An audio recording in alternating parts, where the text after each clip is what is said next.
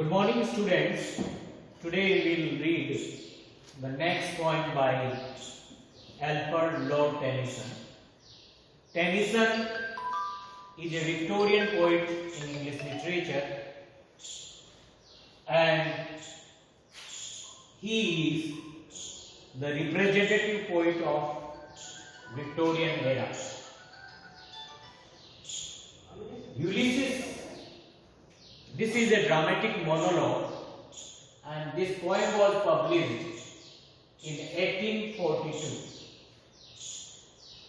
Ulysses, he was a legendary Greek hero, and the story of whose heroic deeds and adventures is sung or presented by the great Greek poet Homer in his famous epic Odyssey.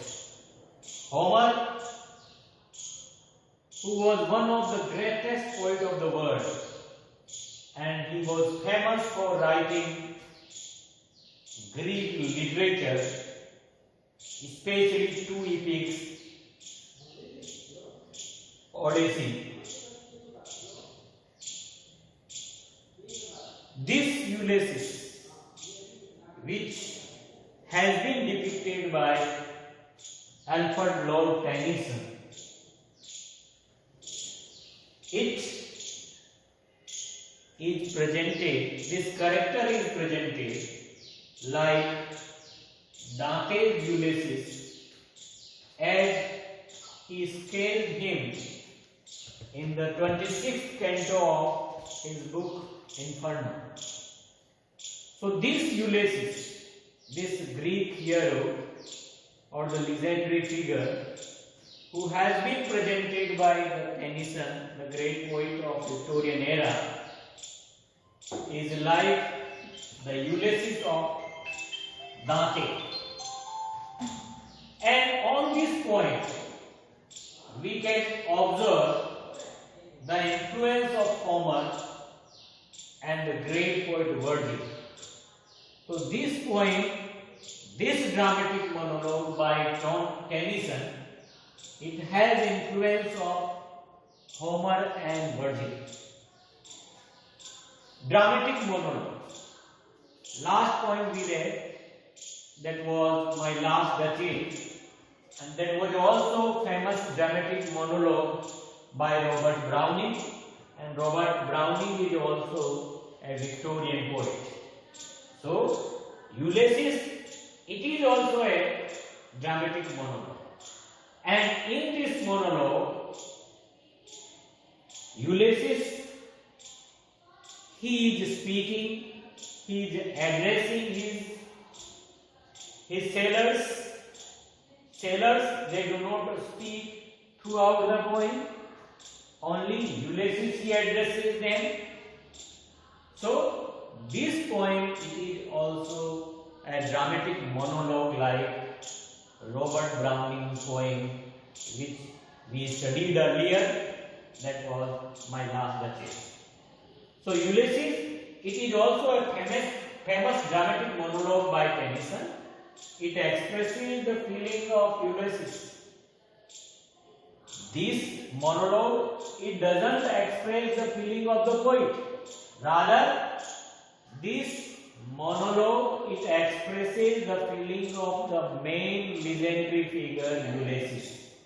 So, this poem, this monologue, it expresses, it reveals the feeling of Ulysses. Ulysses, the hero of Trojan War. And he returned to his island, the state of Ithaca, after 20 years. So Ulysses, he returned from the Trojan War, and he came at his own island that is known as Ithaca, but he is not happy there. He is not happy with the life of peace and life of rest. He doesn't like that life. He has been ruling his state for some time, but the life of peace, which is devoid of adventure, does not suit to him.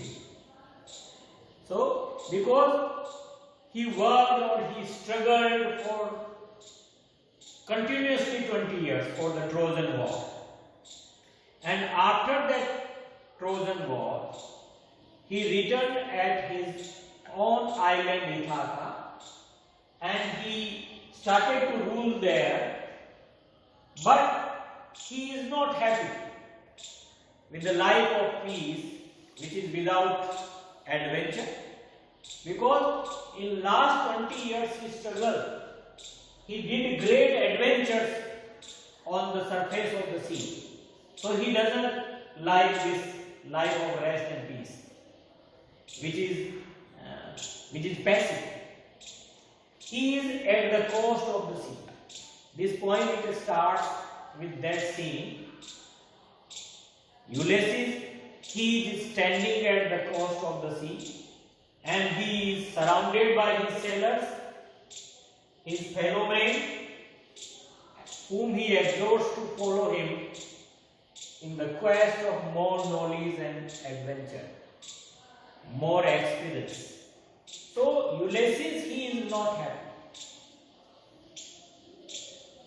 At Ithaca, where he is ruling, he calls that this life is full of peace and full of rest, but he needs adventure, he needs struggle, he needs painful tasks, which all these things are not available in the life of Ithaca.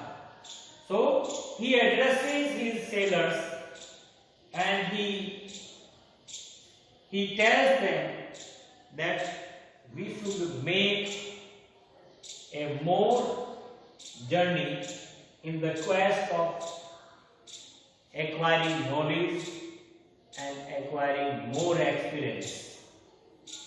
This point is completely contradictory to the another point by Alfred Tennyson.